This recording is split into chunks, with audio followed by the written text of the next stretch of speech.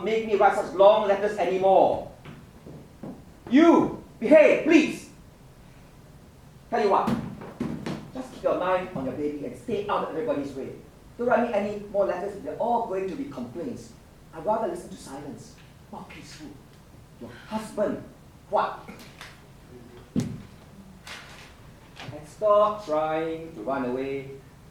There's nowhere for you to run to. If you try again, I will leave you out there to start. I've told my other wives it's not their duty to keep bringing you back.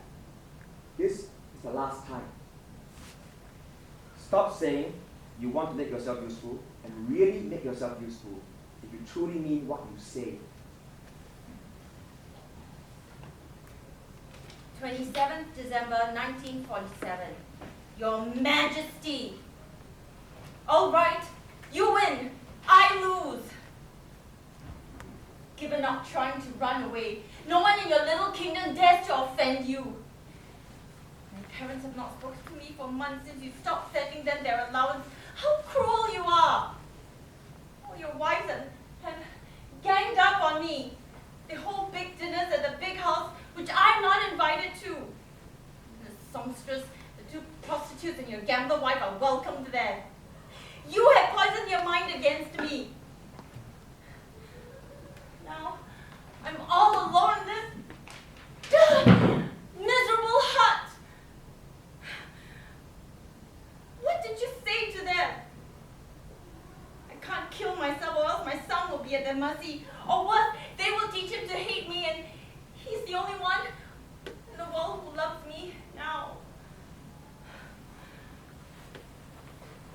You once promised me that after marrying me, there'll be no more new wives. What's the use of such a promise when you don't even love me? You vowed in our wedding to take care of me. Now you say you can marry 20 wives if you want? Who do you think you are? Emperor of Singapore? Do your promises mean nothing? I intended to keep my promise to serve you as my husband. I hope you keep yours to show some level of care and concern for me. And remember, no more wives. I have enough trouble with the 9 in the house. Frustrated and angry concubine, Teresa. P.S. Don't expect me to write you any more reports on the family. I will avoid the viper's pits you call a family home, since they all hate me. I will only go there to teach the children. This letter writer has resigned. 5th June 1948. My dear Teresa, so dramatic. I win, you lose, you want to kill yourself. I think you read too many romantic novels. Not good for you. Too much drama. And we don't need any more drama in this family of 10 women. You want to know why I stopped your carer's allowance? Because business was bad. It has been bad for 3 years. But you do not know all this, right? Because you refuse to talk much to any of your sisters in the big house. Because when I'm home, you never ask me how things are. You only complain and complain about them. Let me ask you, do you really think that you are too high class for all of us? That's why no one at home likes you, you know. No one's poisoning anyone's mind at our house. You are doing it all by yourself. Actually, it is you who have been poisoning all my children for the past 2 years. Besides English and maths, you have even taught them how to look down on their mothers. When your sisters reported this to me, I thought they were lying because they can't stand you. But last time, when I was back, I noticed the older children answering rudely back at me in English. Rude and not respectful. The more I observed, the more it seemed to be true. You have been blessed with an education, and you have used it against a family that has fed you and taken care of you, your father, and your mother. What do you think you're doing? You there?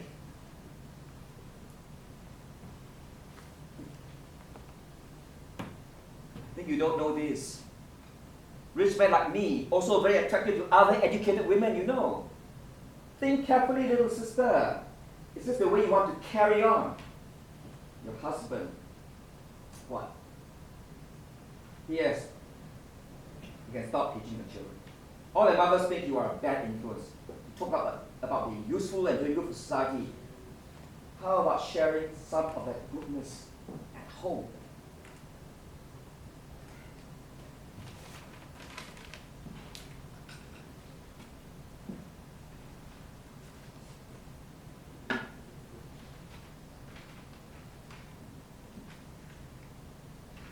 May 1949.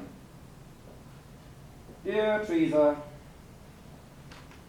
so this is a silent treatment. 1 year with no news from you. I'm to get news from my workers traveling up and down. I'm a patient man, but you are beginning to test me to my limits. You are angry because I gave you advice to try and fit in with the rest of the family. Now, what was wrong with what I said? You've been with our family for 3 years now. Almost time to come down from your high horse to join the rest of us. If I still do not hear from you, then it can only be that you are ill. So ill with disease, you cannot even write to me. Maybe like dysentery or cholera. Or maybe you have died. In that case, then I don't have to keep sending you your monthly allowance anymore. That's more money I can save every month instead of supporting a sullen, bad-tempered corpse.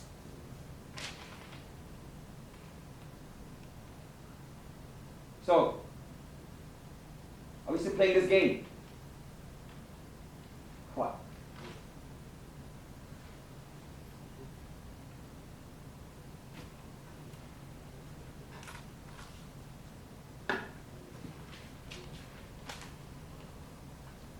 January 1950. Teresa, are you really dead? Do I need to buy your coffin? Wait, right. I need to know what's happening to my family. What?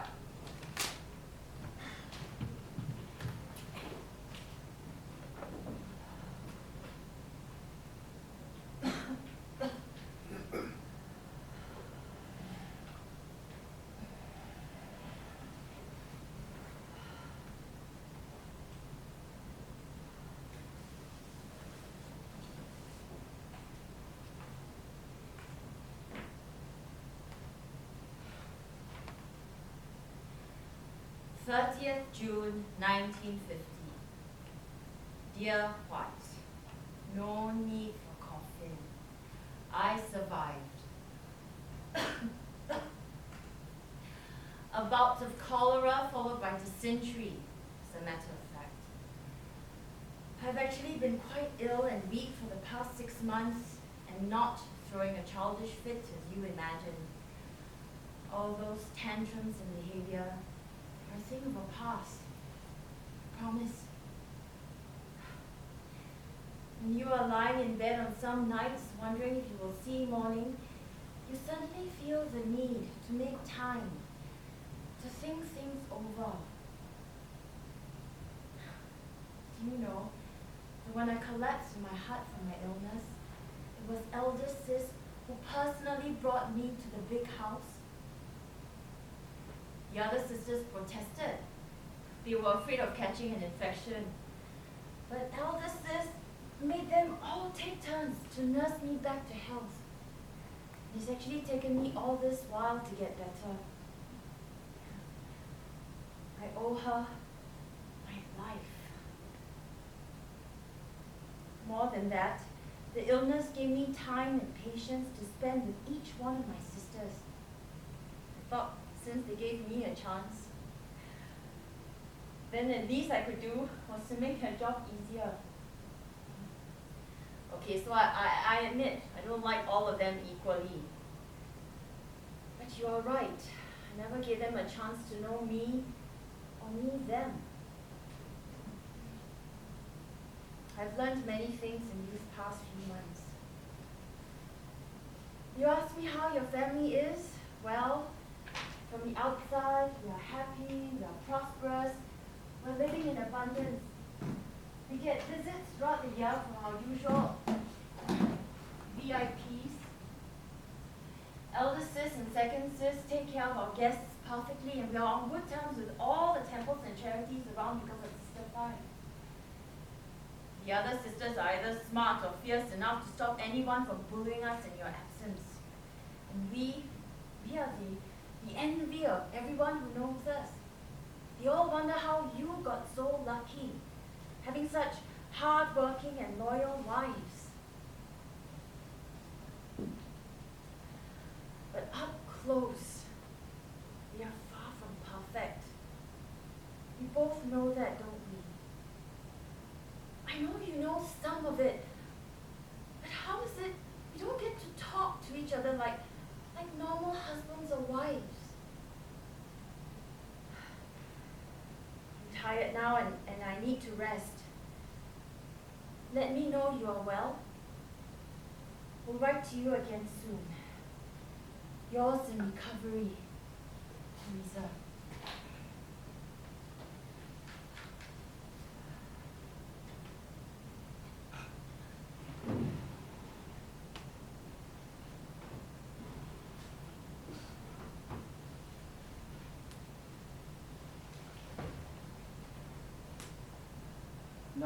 August 1950.